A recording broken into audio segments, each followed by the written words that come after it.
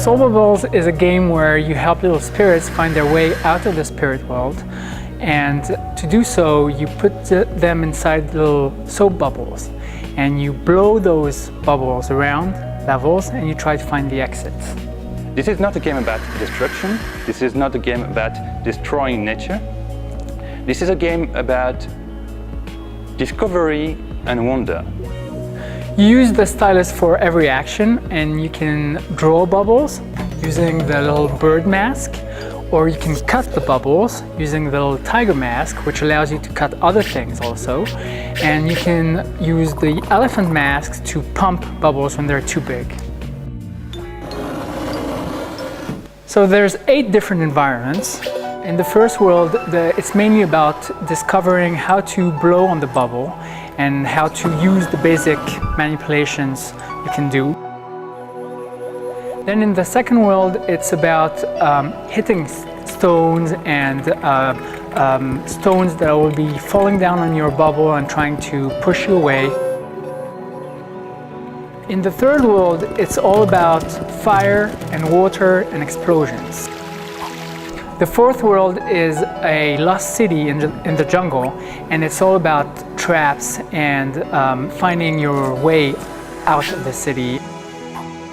The fifth world is in Africa, and that's the world where the spirits fight back. The sixth world is in Asia, and again it's a more brainy world. It's about figuring out your way out. The seventh world is the ice world, and the whole level behaves like a kind of pinball or pachinko. And the last level is a surprise, and you'll have to play until the end to know what it is. The creatures that live in each world are not necessarily enemies. They are inhabitants of this world. Some of them will come after you, come after your bubbles, come after the spirits that live in your bubbles.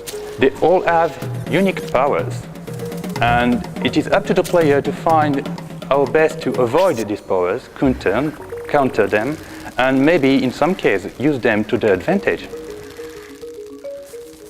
So in order to reflect that, of course we have to make all the worlds different in terms of sightseeing.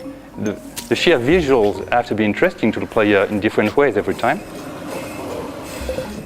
In order to have fancy graphics, we had to really push the hardware as hard as we could in order to get everything in. This was a constant struggle, and I was afraid during development every time that this whole thing wouldn't fit on the DS. It was kind of a leap of faith to even start doing that. We didn't know if it would even fit, and we had to constantly fight and to improve the frame rate and improve being able to add more bubbles and more effect into the game.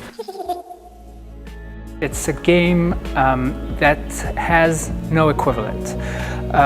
It's a totally original experience, and it's been thought out this way from the get-go.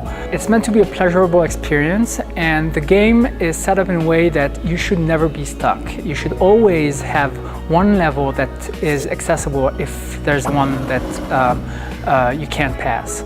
So take your time and enjoy it, because it's a one-of-a-kind trip.